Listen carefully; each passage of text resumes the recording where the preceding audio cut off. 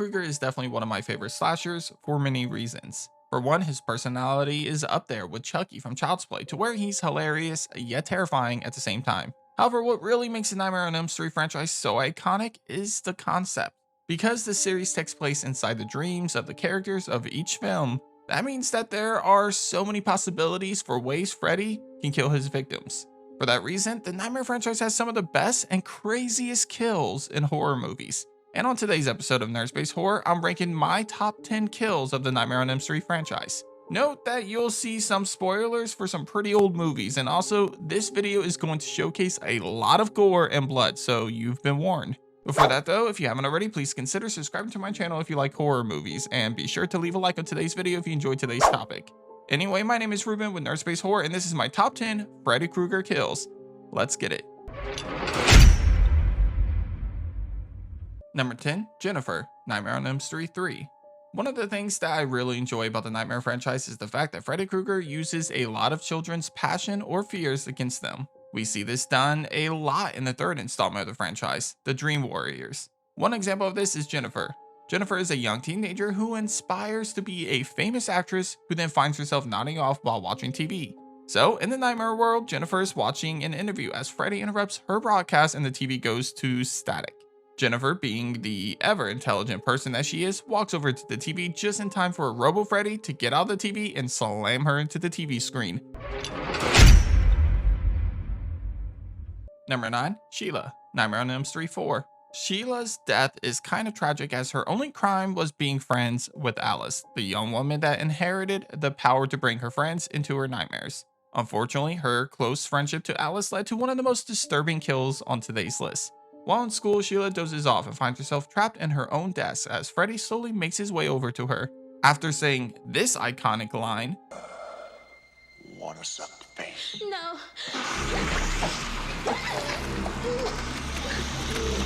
Freddy then sucks the life out of Sheila. Literally, actually.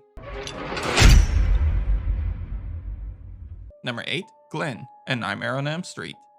Something about young celebrities before their prime dying in iconic slasher films just really screams classic horror movie, doesn't it? Kevin Bacon in Friday the 13th, Joseph Gordon-Levitt in Halloween H2O, and of course Johnny Depp as Glenn in A Nightmare on Elm Street.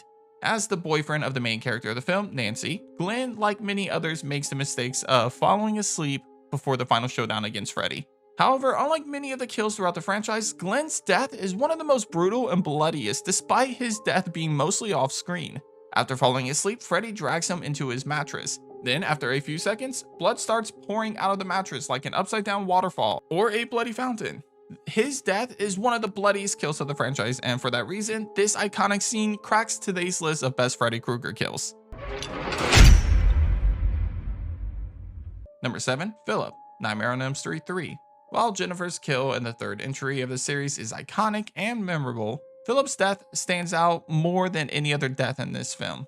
As all of the children are asleep, including Philip, Freddy takes the form of a nearby puppet. Then, after he gets close enough to Philip, he returns back to his normal form and instead turns Philip into his own puppet. He slices up his limbs and uses the veins inside of Philip as puppet strings. And as if this death isn't already fucked up enough, Freddy then controls Philip like a puppeteer would manipulate a puppet. After which he leads him to the top of the hospital where he then forces Philip to jump off, therefore killing him. Number 6, Dan, A Nightmare on Elm Street 5. Slasher franchises love killing off survivors of previous films and their sequels. Alice in the second Friday movie, and even Laurie Strode was killed off not once but twice in the Halloween franchise. Yet, A Nightmare on Elm Street does it more than most horror franchises out there. Nancy and her father, Kristen, and Kincaid are just a few examples. But none of their nightmares really stand out enough to crack today's list. Dan, on the other hand, has one of the most insane rides leading up to his death in the 5th installment of the franchise. After attempting to kill him by crashing his truck in the initial part of the nightmare, Dan somehow survives after crashing back in the school somehow. Then he jumps on a motorcycle as he continues to try to make his way back to Alice. Unfortunately, he never left a dream, and while driving the motorcycle, Freddy starts connecting wires into him and basically turning him into some sort of undead cyborg. Eventually, it leads to Dan crashing his truck and dying as he fell asleep at the wheel in his truck on his way to Alice. Number 5, Carlos, Freddy's Dead, The Final Nightmare.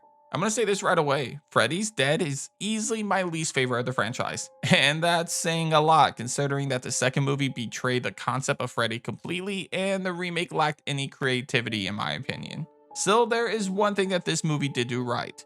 Some of the kills were pretty creative compared to most of the franchise, even if there were only a handful of them. Take Carlos for example, a juvenile delinquent who uses a hearing aid. So of course, Freddy's going to use this to his advantage. After cutting off and stealing his ear along with his hearing aid, Freddy pops up again and out of the goodness in his heart, he returns the hearing aid back to Carlos. Yeah, okay. Obviously, Freddy has manipulated it a little by increasing the volume of the sounds that Carlos hears. Then Freddy ends the nightmare with the grand finale that would honestly drive all of us insane. Nails on a chalkboard. Or in this case, finger knives on a chalkboard. Number 4, Mark, A Nightmare on Elm Street 5. The next two entries stand out to me as they probably hit the closest to how I would die in a nightmare film. In The Dream Child, the 5th installment of the franchise, Alice turns to her new friends to help her stop Freddy before he takes her son. One of those friends is Mark, a comic book fan who writes and draws his own comics. Because of his passion, Mark finds himself against Freddy using the abilities of the comic book character that he created. Unfortunately, this isn't enough to save Mark as Freddy becomes his own superpowered villain that is able to defeat Mark. And at the end of the fight, we see Mark turn into a piece of paper as Freddy slices and dices him up until there's nothing left. As a massive fan of superhero movies, both Marvel and DC, I can find myself in a similar situation as Mark did in his nightmare. Number 3, Spencer, Freddy's Dead, The Final Nightmare. Similar to Mark, Spencer's nightmare is something that I could picture myself in since I'm a massive fan of video games. So seeing Spencer brought into a side-scrolling video game that had similarities to Mario Bros. Was something that I found myself interested in and terrified at the same time. What makes this death a little more intriguing comes from the fact that we see Spencer jumping all over the place in the real world that mimics what he's doing in the video game of this nightmare.